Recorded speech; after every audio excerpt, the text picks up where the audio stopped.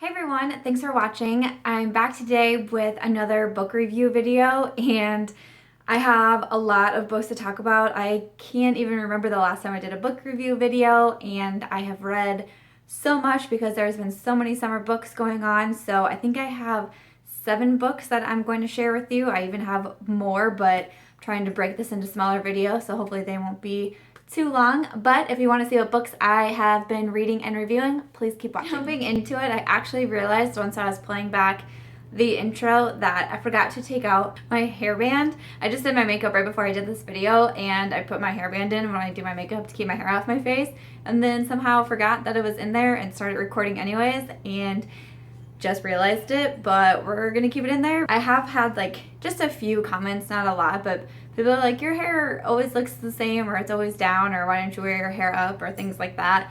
I just prefer to wear my hair down, so that's usually what I do in videos. I usually don't do anything with my hair. Sometimes if I am filming on a weekend, I have it curled because I'm going somewhere, but usually this is just like my natural hair, what I got going on. A little bit of a different look today, so we'll see how you guys like that one. Get into the book reviews.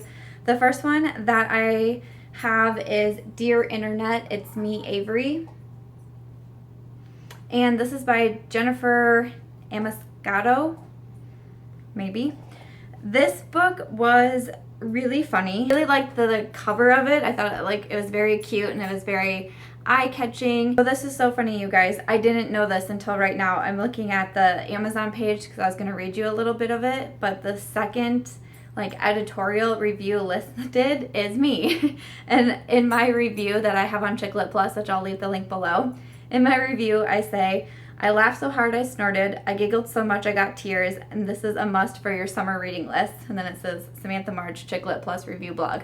So that's really cool. I did not know that was on their Amazon page, so thank you very much, Jennifer, for putting that in there. It was fun to read, but yeah, that's basically what I thought of the book. It was so funny. I was always laughing. Their writing is very quick, very snappy, very sharp.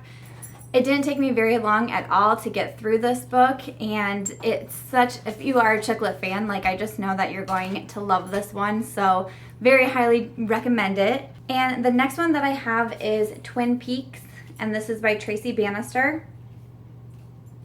And this book was, once again, a hilarious Chick Lit book.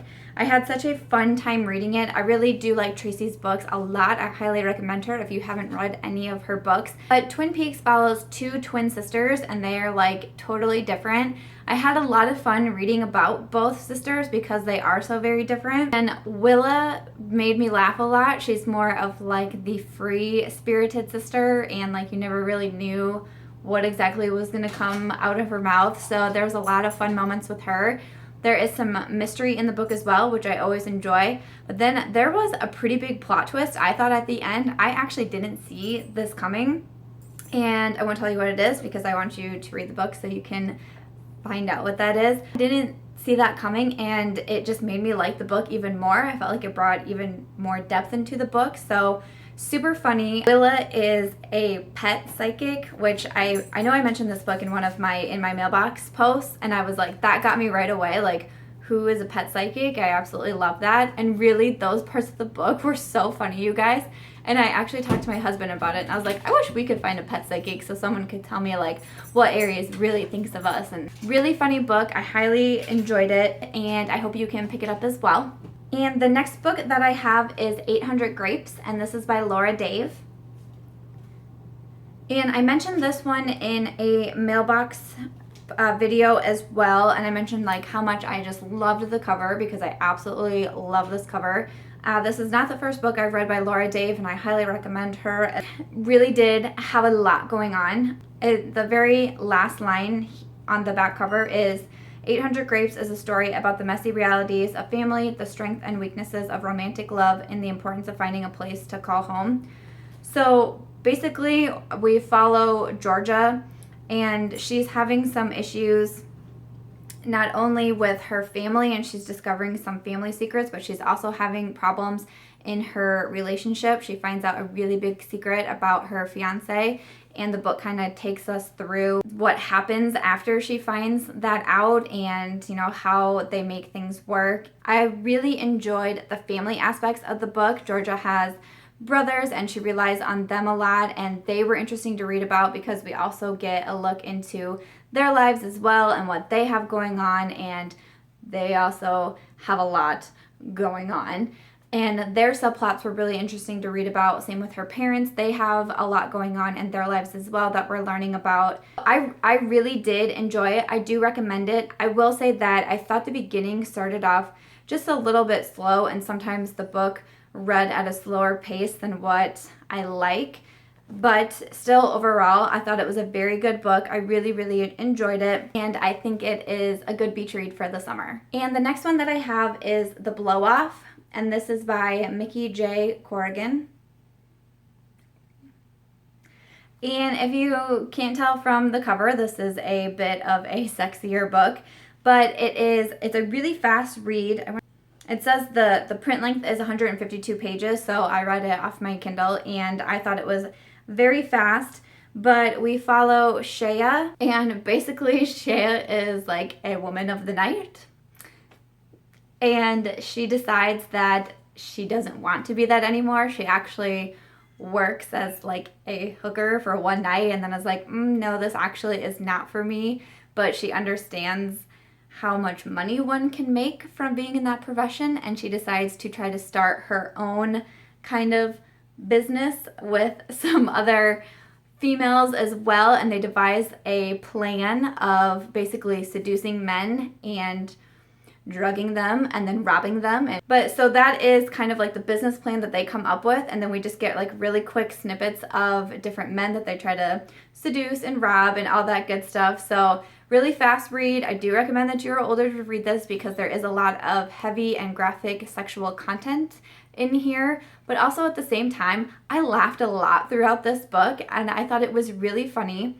I really enjoyed following Shea, and she has her own like little romantic endeavor happening on the side as well that I thought was really interesting to read about. And overall, I thought this book was really good. I wasn't sure, you know, reading the blurb, it's kind of like, ooh, I don't know, am I gonna like that?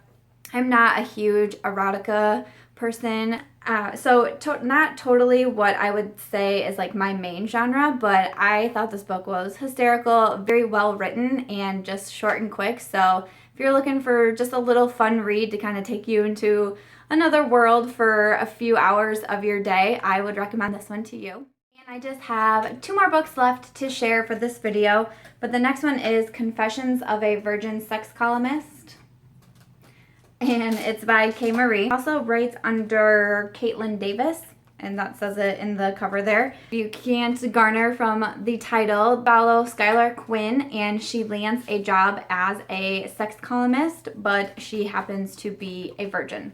Her big problem, so not only does she basically feel like a fraud in her job because she's giving out all this sex advice, yet she is a virgin, but she lives with her best friend Bridget, and she is in love with Bridget's brother, Oliver. And they kind of had a moment together several years before, and now Oliver is back and he's actually living with the girls for a while. So she is, you know, hesitant about this happening. You know, she still has feelings for him. She doesn't think that he has ever had feelings for her because of like their night shared years before, and her best friend knows absolutely nothing about any of this. And then also along the way, she actually gets a boyfriend who seems like, you know, Mr. Right and Mr. Wonderful, and she's trying to make a relationship work with him. All the while, she still is in love with Oliver, and he always has new women around. I thought it was such a cute romance. You know, sometimes, sure, I feel like things can be a little bit predictable, and, you know, that always seems to be a problem with, like, chick lit or women's fiction or romance or whatever. Usually chick lit gets the big stigma of being predictable, but you know, maybe you think you might know how the ending is going to come about, but the journey there and what happens along the way and the characters that are, you know, discussed and brought about and created and brought to life, you know, they're always very different, and it's always so much fun reading those journeys. I won't tell you, of course, what happens at the end, but Really cute book that I thought was a pretty fast read, and there's a lot of funny moments in here too. So this book is another one that I really enjoyed. And then the very last book, and I wanted to end on this book because I loved it so much, is Love at First Flight. And this is by Tess Woods. And I don't know, kind of when I first saw the cover, like before even reading the blurb, I saw the cover and I was like, oh, this probably, you know, seems like it's going to be a chick lit book. But then I started reading, and it was very evident right away that this one is not chick lit, it is women's fiction, and it was a very powerful and emotional book. I have so many good things to say about this book. I absolutely loved it. I have since formed a friendship with Tess Woods, and we talk a lot online, and I think she is such an amazing person and a incredible writer. This is her debut novel, which I'm like blown away by because I thought it was so well written, and it gave me so many different emotions while reading it. But basically we follow Mel, and Mel is married, she has children, she's successful, her husband is successful, you know, they seem like one of those great couples, but you know, we never really know what's going on behind closed doors, and her life really isn't as great as it seems. On a flight one day, she meets Matt, and it really is like a love at first sight between both of them, between both Mel and Matt. I said in my review, it's crazy for me to say how much I love this book because we're reading about an affair. And sometimes I know there's a lot of people out there that don't want to read about that and don't believe in that, and that's totally fine, and I can definitely understand that. Unfortunately, you know, that is real life, that is true life. I mean, this does happen. Though sometimes it can be really hard to read the words on the pages, it just brings you in. It brings you into their world. And I feel like I'm going all over the place here because there's so many things that I want to say to you, but then I don't want to because I really want you guys to read this book because I thought it was such a beautiful book. And I think it'll bring up a lot of emotions in you. I feel like I'm getting emotional just talking about the book because it really did move me. But so good, so well written. There's a lot of twists and turns. The ending I honestly did not see coming. We might talk about books that are predictable, and you know, I just kind of touched on that before. This is one that I did not think was predictable at all. There's a lot that will keep you on your toes. There is so much content in the book, but it never seemed like it was really long or dragged on. I always felt invested in the story. It was so hard to put down. This was a book that, like, as I'm putting mascara on my eyelashes, I'm trying to read from my Kindle that's sitting on my bathroom vanity because I'm like, I can't stop reading. Just one of my favorite books of the year. I have so many good things to say about it. I could probably keep going on forever, but I will just wrap it up by saying I truly, with like all my heart, recommend this book, and I thought it was just absolutely incredible. So that is the book that I wanted to end on because I love ending on high notes, and those are the books that I have read and reviewed recently. All of my reviews are on Chicklet Plus, and I will leave links to my direct reviews below, as well as the Amazon links to all the books if there's any that you want to check out. There's a really good bunch here for this video, which I'm super excited to say and to bring those to you guys. Have you read any of the books that I have mentioned, or are any on your to-read list coming up? I would love to know what you have on there for your summer reading list. I know there are so many books that are coming out, so curious to know what you will be reading. So I think that is all I have to say. Thanks for hanging out with me, guys, in another video, and I will catch you in my next one. Bye!